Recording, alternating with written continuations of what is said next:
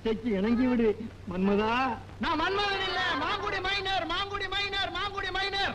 மாங்குடி இல்லப்பா, அயோத்தி லட்சுமணன். ஆமா, அயோத்தி லட்சுமணன். ஆமா, ராமன் தம்பி லட்சுமணன், ராமன் தம்பி லட்சுமணன். கைகுடு, கைகுடு. உன்னை நான் விடமாட்டேன் கண்ணாளா.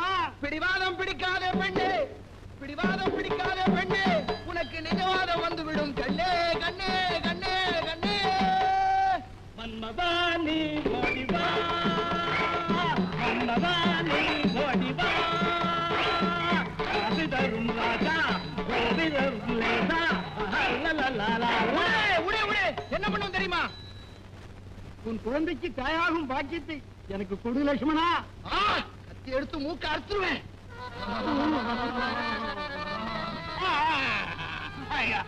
மும்பையிலே மூக்க அறுத்துட்டான். உணர்ச்சி வசப்பட்டு புராண பக்கத்தில் அறுத்துட்டேன். உள்ள போ. எங்க வசாத மூக்க அறுத்துட்டியா? இப்ப விட மாட்டேன். நான் லட்சுமணப்பா, நீ என் பக்கம், என் பக்கம். அது உண்மையான கதையில நான் என் வசாத பக்கம் தான். எங்க வசாத் மூக்க நீ அறுத்துட்டியல்ல, இப்ப ஓ மூக்க அறுக்காம நான் விட மாட்டேன். வசாத்துடைய சிஷ்யன். அப்படியா? நான் யார் சிஷ்யன் தெரியுமா? பாருங்க, வாத்தியார் சிஷ்யன்டா. வாங்கடா.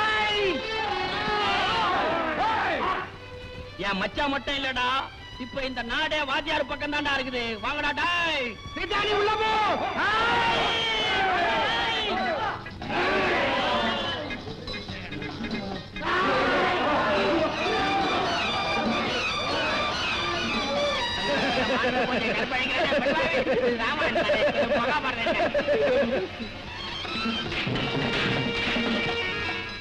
எல்லாரும் என்னையா புடிடா. அங்க போங்கடா.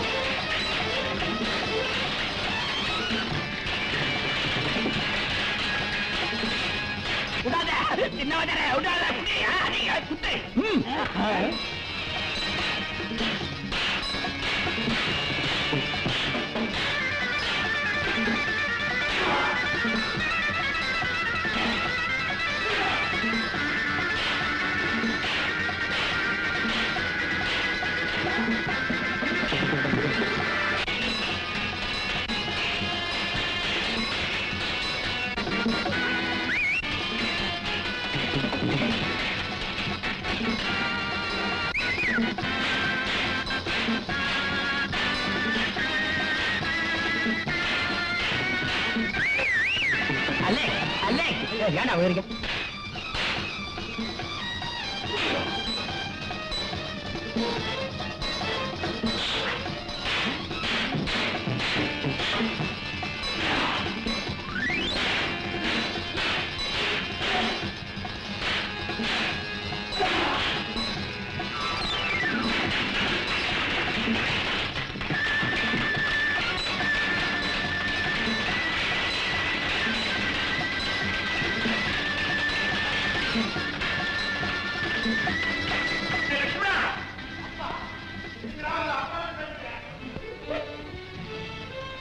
என்னப்பா என்னடா போலாம் ஒண்ணுலப்பா கூத்து பார்க்க வந்தேன்.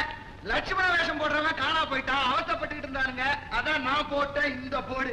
நல்லா இருந்த ஊருக்குள்ள நன்மசி, ஆனா வீட்டுல நடக்கிறது மட்டும் நீ தெரிஞ்சுக்க. அப்பா என்ன சொல்றாரு? பிரகாஷ் கிட்ட இருந்து கடிதாசி வந்து 2 மாசத்துக்கு மேல ஆகுது. ஆமா, அவனுக்கு போட்ட கடிதாசிகள் திரும்பி வந்துருச்சு. இப்ப என் மகன் எங்க இருக்கானோ, எப்படி இருக்கானோ? மாமா கண்கலங்கிறாரு. நீ உடனே பட்டம் பட்டு போய் பிரகாஷ் என்ன ஆனா என்ன நடந்ததுன்னு தெரிஞ்சுட்டு வாய். மாமாய், நீங்க ஒண்ணு கவலைப்படாதீங்க. நாளைக்கே பட்டணம் போய் பிரகாஷ பத்தி எல்லா விவரமும் தெரிஞ்சுட்டு வந்துடுறேன். சரிதானே? மைனர் பட்டம் போறதா நானும் வரேன். என்னை விட்டுட்டு போயிடாதீங்க. நீ இல்லாம பட்டணமே இல்லடா ஜக்கு. இருங்கப்பா, ஒரு கை பார்க்க வந்துடுறேன். அப்பா வீட்டுக்கு போகலாம். பட்டணம் போயிட்டு வந்து பேசிக்கிறேன்டா. உடம்ப சேர்த்து வைங்க. போகணும்.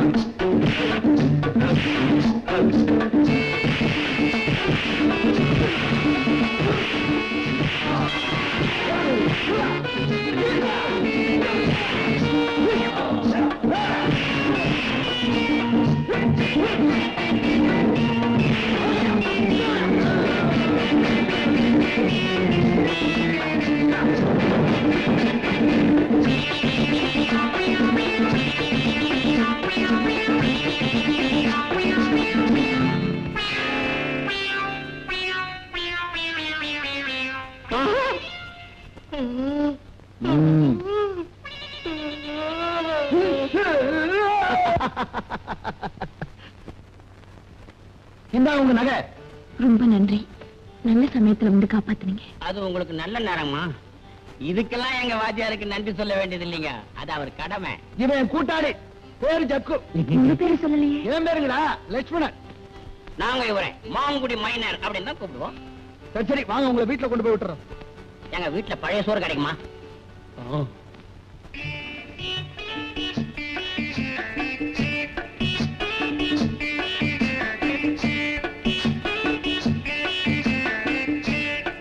அடியாட்சி எம்மா பெரிய பங்களா. எங்க ஊரு கிராமத்து ஜனங்களை பூரா இடத்துல அடக்கலாம் போட்டிருக்கேன். ஏனுங்க, உங்க அப்பா என்ன பெரிய ஜமீன்தாருங்களா? இல்லங்க, பேங்கர். அப்படின்னா என்னங்க? பேங்கர்னா என்னன்னு தெரியாதா? உனக்கு தெரியுமா? பேங்கர்னா அப்படின்னா என்னங்க? நீங்க படிக்கவே இல்லையா? யார் சொன்னது? எங்க ஊர் சின்ன பள்ளிக்கூடத்துல நான் 3ஆம் கிளாஸ் படிச்சிருக்கேங்க. அங்க அந்த வாத்தியார் அம்மா என்ன பார்த்து கேட்டாங்க 3, 4 எத்தனைன்னு. ஆனா இது கூட தெரியாத இவங்க கிட்ட நாம என்னத்த படிக்கிறதுன்னு நான் பாட்டுக்கு வந்துட்டேன். நீங்க படிச்சிருக்கீங்களா? என்ன படிச்சிருக்கீங்க? டிகிரி வாங்கியிருக்கேன். டிகிரி? அப்புறான பெரிய டிகிரி நானும் தான் வாங்கியிருக்கேன். எனக்கு ஜுரம் வந்தது அப்போ 105 டிகிரி. திருச்சி மழைப்பாதீங்க. பேங்கர்னா என்னன்னு அதை சொல்லுங்க. இவங்களுக்கு தெரியாத போல இருக்கு. பேங்கர்னா வட்டிக்கு பணம் கொடுக்குறோம். அப்படிங்களா? ஆனா எங்க கிராமத்துல இருக்கிற சீனா தானா மூணா கானா செட்டியார் மாதிரி போல இருக்கு. அவங்க நம்ம கிராமத்துல பள்ளிக்கல்லையும் பர்மா தேக்கிலையும் பெரிய வீடு கட்டிருக்காங்க. நீங்க கொஞ்சம் உட்காருங்க, நான் அப்பாவை கூப்பிட்டு என்னங்க என்னங்க என்னங்க அந்த தடிப்பசங்க கூட சண்டை போட்டது ஒரே தாகமா இருக்கு. குடிக்கிறதுக்கு ஏதாவது கொடுத்துட்டு அப்புறம் போங்களேன். Coffee, tea, cool drink. நாங்க வாத்தியார் சிஷ்யருங்க, அதெல்லாம் சாப்பிட மாட்டோம். அவருக்கு பால் கொடுங்க, எனக்கு பழைய சோறு கொடுங்க. பாலை கொடுங்க. அந்த இடத்துல மானத்தை வாங்கி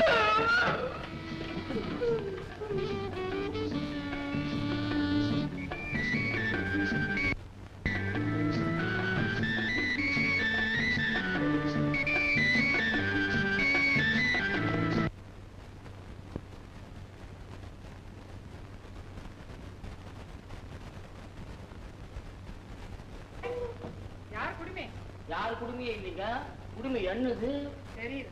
என்ன பண்ணிட்டு இருக்க? என்னங்க மூட்டு பொம்மை வச்சிருக்கீங்களே, விக்கிறீங்களா? எடுங்க, இது என்ன தங்கமா? தங்கம்னா எடுத்துக்கீங்க. யமாய் யமாய், நீங்க ஒண்ணு தப்பா நினைக்காதீங்க. அவன் ஒரு பட்டிக்காடு, இப்படித்தான் புதுசா ஏதாவது பார்த்தா கையில எடுத்துருவான். அவன் ஒண்ணு திருட மாட்டாமா.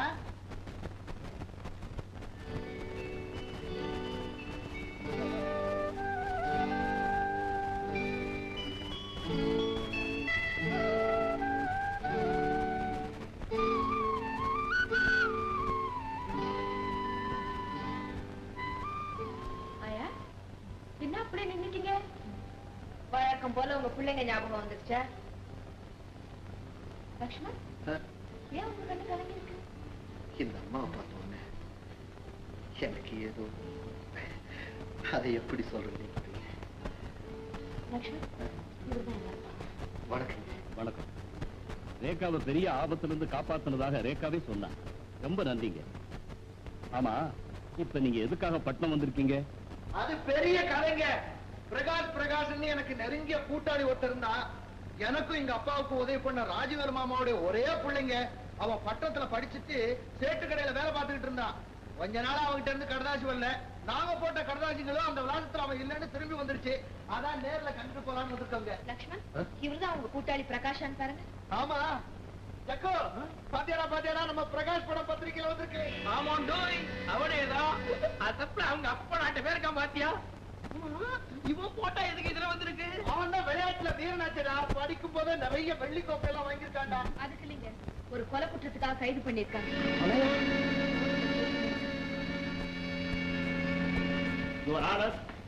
சாட்சிகள் கொடுத்த வாக்குமூலத்தை வைத்து பார்க்கும் பொழுது பிரகாஷ் கொலை வெறியோட ஜம்புவை தேடி கிளப்புக்கு போயிருக்கிறார் என்று நன்றாகவே தெரிகிறது. போய் என்ற குற்றவாளி நிரூபிக்கிறதுக்காக இந்த வக்கீல் வாதாடார தவிர நடந்தது சொல்லி நியாயம் கேட்க. யுவரானர், ஜம்பு என்னுடைய நண்பன். எங்க முதலாளி சாந்திலால் சேட்டுக்கிட்டு சொல்லி தன்னுடைய வைரத்தை எல்லாம் விட்டுக் கொடுக்கும்படி அவன் என்கிட்ட கேட்டான். அவன் பேச்சு நம்பி நானும் அவனை எங்க முதலாளி கிட்ட கூட்டிட்டு போனேன்.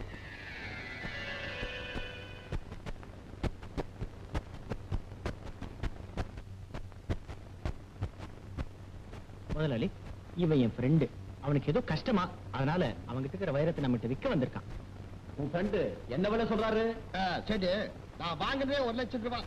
ஏதோ ஒரு 10,000 ரூபாய் அதிகமா கிடைக்குன்னு நான் எதிர்பார்க்கிறேன். இதனுடைய மதிப்பே 75,000 ரூபாய் தான். என்ன சேட்டு இப்படி சொல்றேன்? ஏதோ கஷ்ட அளவுக்கு வைக்க வந்துட்டேன்னு ரொம்ப விலையை குறைச்சிடாதீங்க. இல்ல, நான் விலையை குறைக்கல. இதனுடைய மதிப்பே 75,000 ரூபாய் தான். பிரகாஷ் சொல்றதுக்காக வேணும்னா 10,000 ரூபாய் அதிகமா தரேன். சரி கொடுங்க. கொஞ்சம் இருங்க, உள்ள போய் பணம் எடுத்து வரேன். பிரகாஷ், ரசீதியா சரியா எழுதி வாங்கி வை. சரி முதலாளி.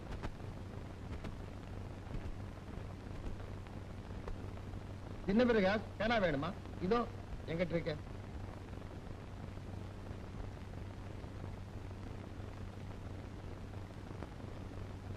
அடடே, இங்க இல்ல. கொஞ்சம் இரு, நான் உள்ள போய் ரசீத் போட்டேன். ஓகே.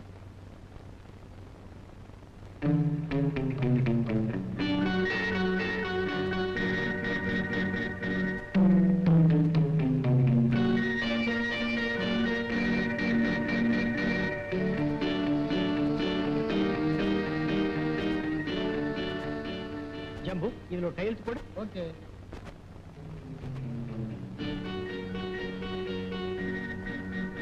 பிரகாஷ், எல்லாம் சரியா எழுதி வாங்கினியா? அப்ப சரி, நான் வரட்டுமா? அவன் அனுப்பிச்சிட்டு வர முதலாளி. சீக்கிரம் வந்து.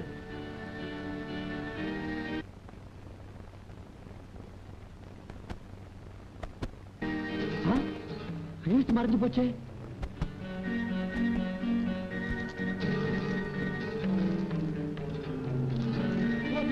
மோசம். இது வைரம் இல்ல, கண்ணாடி கல்லு. பிரகாஷ், பிரகாஷ். என்ன முதலாளி? இது பாரு, கையெழுத்து மறைஞ்சு போச்சு. ஆமா, இது வைரம் இல்ல, கண்ணாடி கல்லு. நீயும் ஃப்ரெண்டுமா சேர்ந்து என்னை ஏமாத்தவ பாக்குறீங்க. இதோ பாரு, இப்பவே போலீஸ் போன் பண்றேன். முதலாளி, சத்தியமா எனக்கு பங்கு இல்ல. நான் சொல்றதை கேளுங்க. இது அந்த ஜம்போட வேலையாத்தான் இருக்கும். நான் இப்பவே போறேன். உன்ன பணத்தோட வர்ற இல்ல வைரத்தோட வர்ற, என்ன நம்புங்க முதலாளி.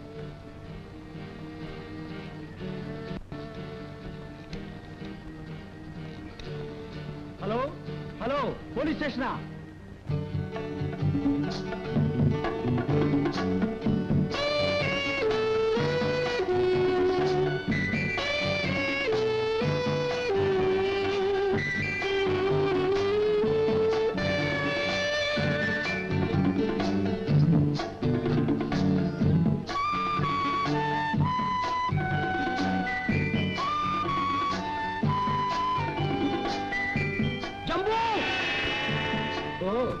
Come on.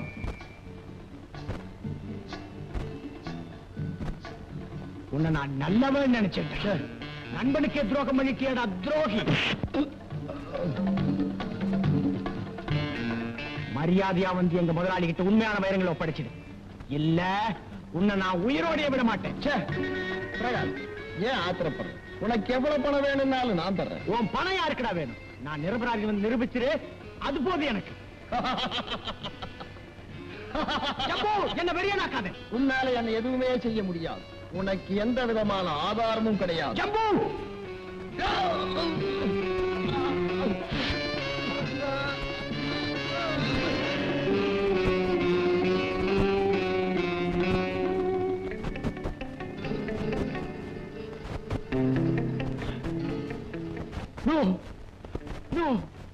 நான் கொலை பண்ணல.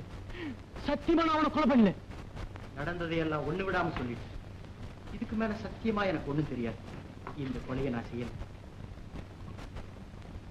The case is adjourned to 27th of this month. ஜம்புவை கொலை செய்தது பிரகாஷ் தான் என்பது தெளிவாகிறது. எனவே அவருக்கு தூக்கு தண்டனை விதிக்கிறேன்.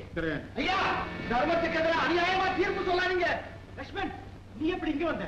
என்னடா நீ 2 மாசமா கர்தாசிய போடல. ஊர்ல அப்பாவும் மாமாவும் ஒரே கவலையா இருக்காங்க. அதான் நீ பட்டணத்துக்கு போய் பிரகாஷ பார்த்து கூட்டிட்டு வாடான்னு சொன்னாங்க. உன்னை பார்த்து கூட்டிட்டு போறான்னு வந்தா நீ வந்து இங்க நிக்கிறிய. வாடா போலாம். Order order. ஐயா, அவன் அப்பாவிங்க, அவனை விட்டுருங்க. அதுக்கு ஏதாவது ஆதாரம் கொண்டு வந்திருக்கியா? ஆதாரம் என்னங்க ஆதாரம்? அவனுக்கு சின்ன வயசுல இருந்து எனக்கு தெரியும். ஒரு புறாவை கொண்டதுக்கு 3 நாள் இவன் சாப்பிடலங்க. என்னங்க திருப்பாத்திருக்கீங்க? ஒருத்தரை தூக்கு மேடைக்கு அனுப்புறதுன்னா உங்களுக்கு எல்லாம் சந்தோஷமா? கொஞ்சம் கூட நியாயம் இல்லாம போச்சு. ஐயா, நீங்களே நியாயம் சொல்லுங்க. ஒரு புறாவை கொண்டதுக்கு 3 நாள் சாப்பிடலையா? அவன் எப்படிங்க கொலை பண்ணிருப்பான்? விடுங்க ஐயா. ஐயா, அவனை கொண்டுடாதீங்க, அறியாம கொண்டாதீங்க, விட்டுருங்க. டேய் பிரகாஷ், நீ ஒண்ணும் கவலைப்படாத. அவனை எப்படி நான் காப்பாத்துறேன்டா? டேய், தர்ம நியாயம் தான் செத்து போகணும். விடுங்க ஐயா. ஒப்பனால சத்தியமா அவனை காப்பாத்துறேன்டா. டேய் பிரகாஷ்.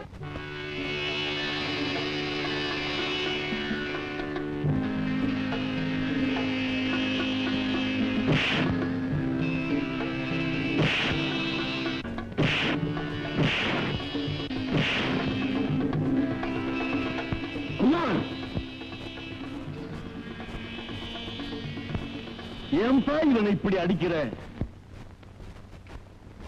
அங்கிள், உங்களுக்கு உடம்பு சரியில்லை, சும்மா ரெஸ்ட் எடுத்துக்கங்க.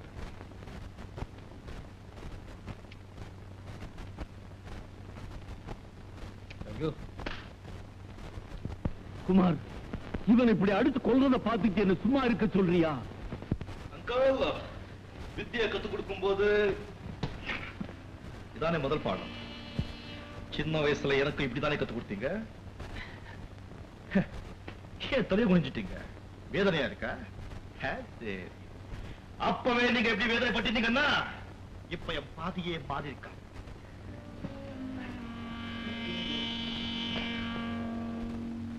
அங்கிள், நான் இப்ப வெகு தூரம் வந்துட்டேன். இனிமே என் பாதை மாறாது. பழக்கத்தையும் மாத்திக்க முடியாது. கோபமும் குறையாது.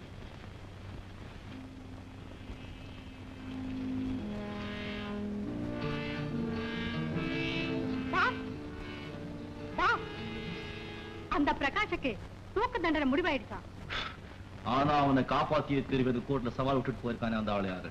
அது எப்படி பாஸ் உங்களுக்கு தெரியும்? I don't like people asking me questions. I want only answer from others, not the questions. யார் அவன்? பாஸ், அவன் பேரு மாங்குடி மைனரா, எழுத்து வாசனையே இல்லாதவன். உரிமை வச்சிருக்கான், சுத்த பட்டிக்கா இருப்பா. No. பிரகாஷுக்கு கோர்ட்ல தூக்கு தண்டனை விதிச்சு ஜெயில போய் பார்க்கலாம்னா விட மாட்டேங்கிறாங்க. ஐயா, ஊர்ல பெரிய மனுஷன், நீங்க சொல்லி எப்படியாவது ஏற்பாடு பண்ணீங்கன்னா உண்மையை தெரிஞ்சு அவனை விடுதலை பண்ண முயற்சி பண்ணுவோம் ஐயா. நான் முயற்சி செஞ்சு பாக்குறேன். ஆமையா.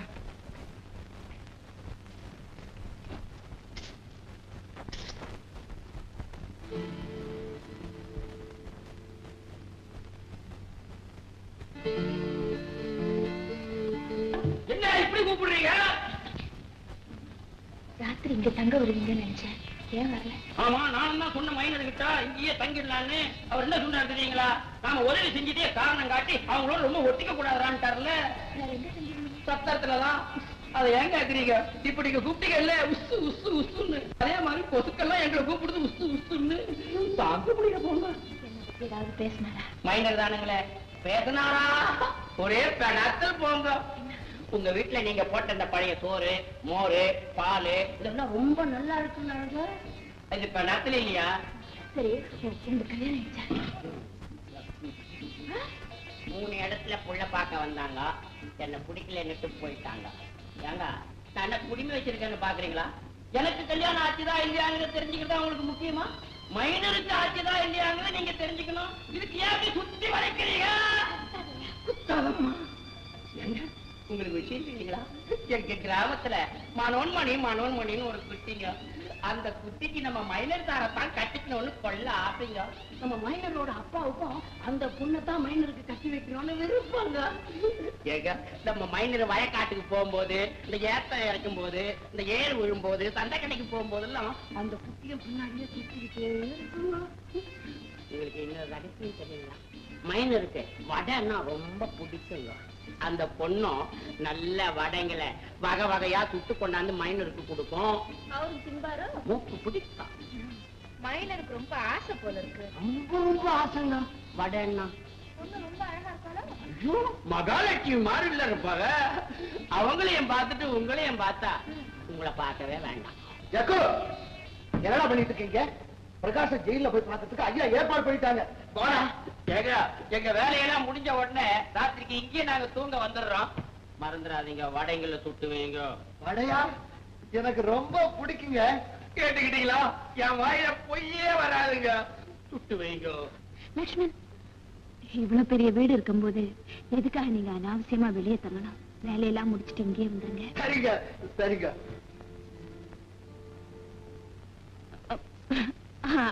என்ன ஐயா, வாங்க, நீங்க போய் உங்க வேலையை பாருங்க. ஆமா, அந்த புள்ள தெருவுல படுத்தா என்ன, சத்திரத்துல படுத்தா உனக்கு என்ன? அதானே, எனக்கு என்ன? ஏதோ பாவம் கொசு தொல்லை. கொசு தானே, நான் கொண்டு போய் வேலை கொடுத்துட்டு வந்துடுறேன். எதுக்காக உங்களுக்கு வீண்சிரமா? வாங்க வேலை போய் பார்க்கலாம். உன் வயசை தாண்டிதான் நான் இந்த வயசு வந்திருக்கேன். அப்போ இதே கொசு தொல்லை தானா?